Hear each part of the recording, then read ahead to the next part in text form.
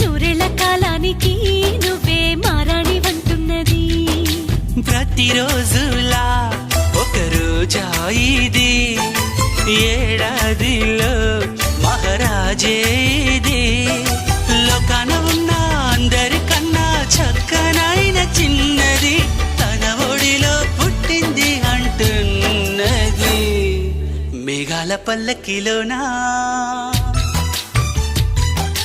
మేఘాల పల్లకిలోనా దిగి వచ్చింది దేవకన్య. మిలమిల మెరిసిన శశికళ, చినుకుల కురిసిన హరివిల్లా.